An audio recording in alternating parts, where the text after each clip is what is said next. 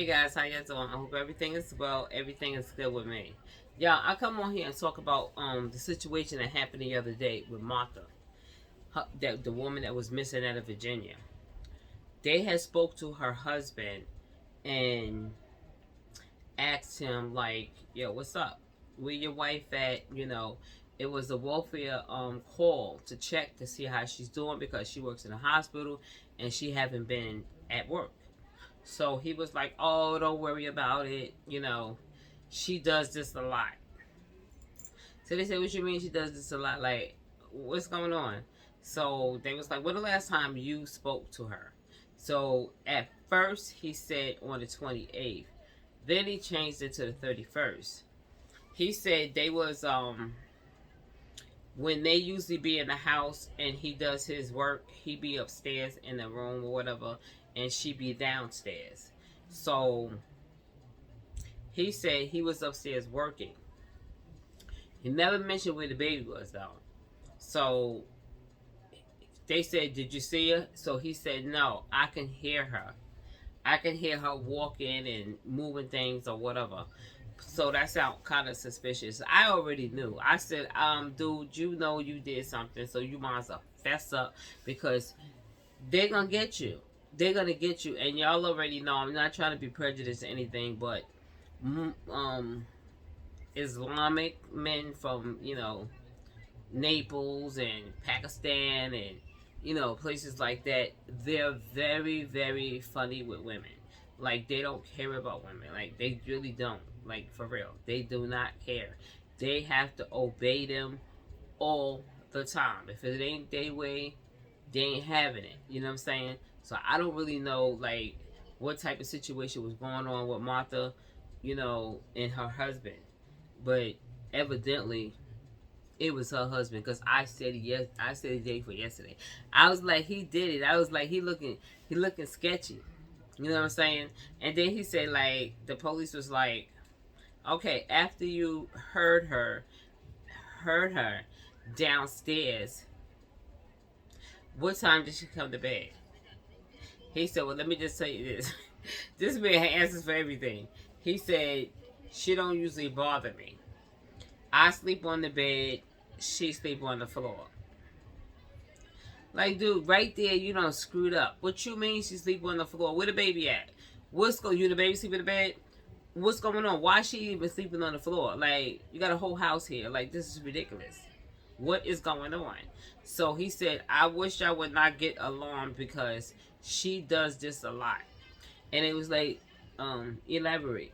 So he was like, she goes out with her friends for some time, and plus Hobie said, he said she moved to somewhere.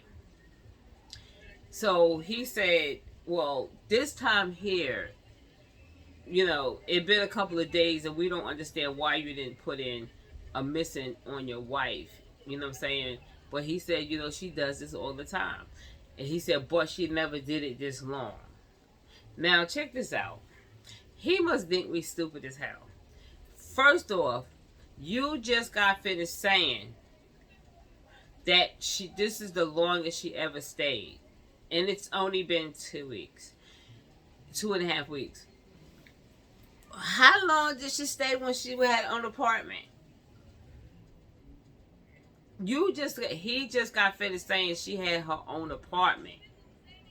And now you're saying this is the longest she ever been. It's been like 2.5 weeks, 3 weeks. This doesn't make any sense. Bro, what you do? What did you do? Where's Martha? Where is Martha? This is crazy, y'all. I'm going to read it to y'all real fast because I know y'all ain't trying to hear all of this here. Me running my mouth and everything. Manassas Park, Virginia. The husband of missing Virginia woman Martha had officially been charged in the connection with her disappearance. The Commonwealth attorney for Prince Williams County says Norris Bratt is facing one felony count of concealing of a dead body. Police corridor off the couple's home Thursday morning.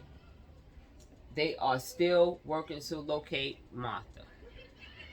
The search for Martha has consumed the Manassas Park community for weeks. She was last seen on July 29th at the UVA Medical Center, and her last known communication on July 28th when she spoke to her friend. Brad allegedly told police that the last time he saw his wife was on July 31st. Following his arrest, police revived their original timeline to say she was last seen 4 days earlier. The investigation into her disappearance began on August 2nd when a co-worker called the police to request a welfare check after Martha didn't show up for her shift at the hospital. Police went to the home and conducted a check and spoke to her husband that day. Brad reportedly told them that his wife was not missing. Then 3 days later, he went back to the police and filed a missing person report. I thought she wasn't missing. As detectives continued to investigate, her case was elevated to involuntarily critically missing. Oh Lord. When asked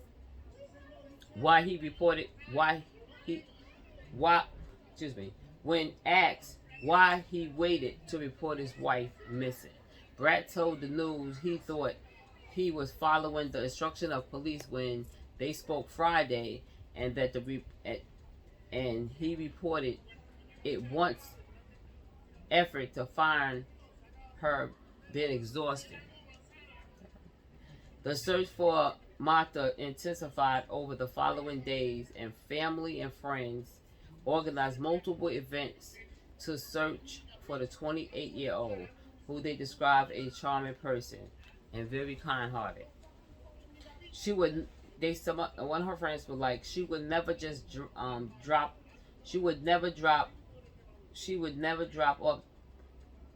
up and leave her. She would never jump up and just leave her child, her 11-month-old baby. A co-worker echoed, speaking during an August 12th community gathering for Martha. Martha's husband was not present at the gathering, but he joined by video call and urged the community members to try to find her in a positive way. Wait, hold up. You mean to tell me you couldn't bring your behind down there and look for your wife, help look for your wife? You're going to be on the video call and tell them to keep looking. Like, this is crazy. This is crazy. Okay. They said just over 1 week later, on August 21st, detectives executed search warrants at the home, and investigators said items of evidence was recovered. Oh my goodness. Our investigator had executed over 10 search warrants and conduct hundreds of interviews related to this case. This includes the search warrant that executed this evening. Chief Lugo said, "My staff continue to work very tirelessly and following up every lead. We have received hundreds of leads in this case." Brett was then named a person of interest in the investigation, and he was being led out of Manassas Park home in handcuffs. They had to find something, y'all, because they just ain't gonna put you in no handcuffs. Like, for real. Okay, that was to this morning. After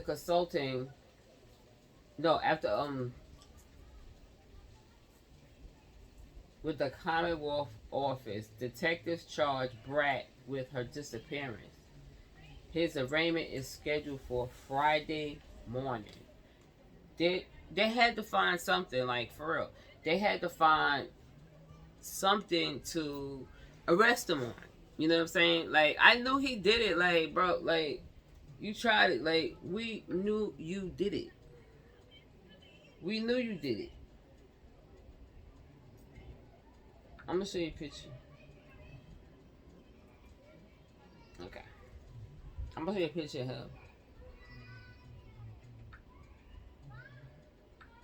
I'm gonna show you. I think they should have her husband. They should have her husband still looking like a.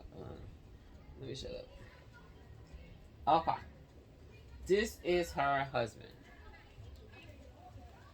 Tell me, y'all. He looks shady as hell. Looked like he had a couple of drinks too. Allegedly. I'm gonna show you his wife.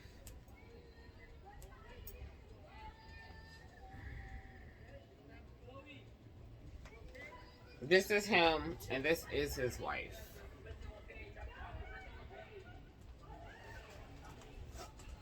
She looks so young, right? She looks very, very young. Sorry, everybody. She looks very, very young. I'm not gonna lie. She looks very, very young. She looks very young. I don't know why he think he was. Yeah, I don't know how he thought that he was gonna get away with that. But she a pretty girl too. He wanted to control her, but she had a good job, and she wasn't going for it. She was not going for a job. She got a good job, and I don't know what he did for a living or whatever, but he did something to her. And for them to put him in handcuffs, they had to find. They said they found a couple of things in the house that he done did something to her. But anyway, y'all watch the video. And y'all have a good night. Stay blessed. Alright? Just wait for the video. And good night. Peace, y'all. We kick things off with breaking news. The husband of the missing woman, who's been gone now for over a week in Manassas Park, now taken into custody earlier this morning. WSN9 was first to break the news to you right here on TV and on our free WSN9 mobile app just before 11 o'clock this morning. Just over 14 hours ago, Manassas Park police revealed that the husband of Monta Koppelbot, Narish, was a person of interest in her disappearance in Northern Virginia. Rafael Sanchez Cruz was the first reporter to cover Mrs. Bott's disappearance. He joins us live right now outside of the house. Rafa's, get us up to speed on this investigation. Where do we stand right now? Larry, and sorry to interrupt, but we're actually going to start moving, so work with us right now because we're actually getting some briefing right now from officials that just came out of the home, so I want to walk you through a little bit of some of those details. I want you to listen in live as it's happening right now, so just bear with us as we get information. Miss Ashworth, do we know where Mamta is? Do we know where Mamta is? This is an ongoing investigation. Is she alive? Is she alive or dead? We don't know. But we are working this investigation. We're working carefully, and there's just a lot of things moving very quickly right now. There's nothing else I can say. Chief, last night you said. Walk us through what happened this morning. Walk us through what. Baby. You know what charges would Mr. Bott be facing, Chief Lugo? We're gonna do. Was he taken into custody? Where's the daughter? Can you give us that information? We're gonna do a release this afternoon. But we saw him walk out. What charges? Wasn't anything at all. Yes. But he was taken into custody. Chief, this is the Larry, second press event you've done in 24 hours. Larry, as you can see right now, we're not getting much information regarding the charges that Mamta's husband could be facing right now. They're saying they're going to give us a release later on. This just comes after yesterday, Police Chief Lugo said that Mamta's husband, Naresh Bott, was actually a person of interest. I want to play that audio from last night because since day one, people have been pointing at him as a potential person of interest, but it was until last night that we got that confirmation from Police Chief Lugo. Let's listen to what he said. Do you have a person of interest, Chief? He is a person of interest. The husband? Yes. The husband's person of interest. He's been a point of interest, and everybody knows that. So you heard that was our Matthew Torres really asking the police chief directly if he was a person of interest, and he confirmed it. And like you mentioned today, we saw that video. We were able to capture the moment that Naresh Bhatt was taken out of his home in handcuffs. His baby was covered in a yellow blanket following by officials. They are not telling us what charges he could be facing. They're telling us that we're going to have this information, but it's been more than 3 weeks at this point since Mamta Kafil Bhatt has been missing, according to police. And right now, we still don't know where she could be, and we don't know if she's alive or she's dead. And like I mentioned, since day one, since I started working on this story, people always pointed at Naresh Bhatt as a potential person of interest in this case. But it wasn't until I had an interaction with him outside of the Manassas Park Police Department that really cemented the community's concerns about him. Let's listen to that interaction. So like, I'm not authorized or I'm authorized. I mean, I think it's up to you whether you want to get the word out. First, I'm gonna, ask them. You want to ask police? Yeah. Okay. Because, like, I'm not, on the social media, a lot of stuff coming up. So, like, this and that.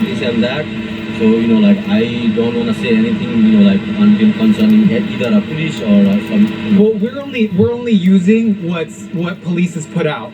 That she hasn't been seen since. So I don't want to disclose everything because the investigation is going on. So. Okay. Okay. Could you? I mean, one word. I mean, did you? Why did it take so long for them to put something out? I don't want to say. Like you can ask them. So I don't know. Okay. So I don't want to know that. Yeah. Okay. I'm suffering from a lot. So. I know. Yeah, and we're obviously trying to do our part because it's been so long, and we want them to help find her. Like I know you have a 10-month-old. There's a lot on your plate right now, but just anyone's message to help her bring her home if they see her. That's the message. Okay, to help her bring her home. So you wouldn't want to just say if you see her. That's the message. Okay, to help her bring her home. So you wouldn't want to just say if you see her. That's the message. Like I don't want to do something wrong. So that somebody say like hey, why you? No, I don't want to talk to the media. Like I don't want to be the bad person. Like hey, why you talk to the media? I don't think it would be bad just to say. You don't think, but you don't know. But the message is you want them that if you see her, okay, it's up to you. No, I'm not okay right now. I need to go after. Okay. Sorry, Mom. No. I mean, I'm not getting into anything that was on social media. I wanted, obviously, just as a husband, you wanted to be like, hey, I'm concerned about my wife. Yes. I mean, you saw that interaction. I tried several times to have him speak to us about his message to the community to help him find his wife. And really what sparked this whole, debate on social media was that he had waited 5 days to report his wife as missing. Again, Namta was last seen, according to police, on July 31st, and it wasn't until August 5th that she was actually reported missing by her husband. According to Manassas Park Police, on August 2nd, they did do a welfare check at this home that's right in front of us. And her husband tells us that he was told by police, keep looking for her, and when you get tired of looking for her, then give us a call. He alleges that Mamta had gone missing a couple times prior to this. So right now, again, we don't know what charges he could be facing at this point. We did see him leave this home in handcuffs, and as you saw, the Commonwealth's attorney being hesitant to give us any details, saying we're going to get some kind of release. This is just the second press conference in the last couple of hours where we've gotten some kind of information. As this is all unfolding, we are expecting to get some kind of update, but of course, we'll keep you up to date as this happens. Larry, I know this is a lot to take in. If you have any questions, please feel free. As you can know, when it's live television, we can kind of get lost. And if there's any details that you need any clarity from, please let me know. No, Raphael, I think you've done an amazing job out there. I understand the circumstances are evolving, and I think you've done a good job of staying on top of them. To your point about the lack of information, at least coming from the prosecutors there, as well as from the police chief, this has kind of been some of the ongoing frustration, at least on the community side, but still many questions remain. Where is Mamta Kafil Bhatt? Thank you so much. We appreciate the update. Good work out there, Raphael. You can expect more from WSN9 on this breaking news. For updates anytime, download the WSN9 mobile app right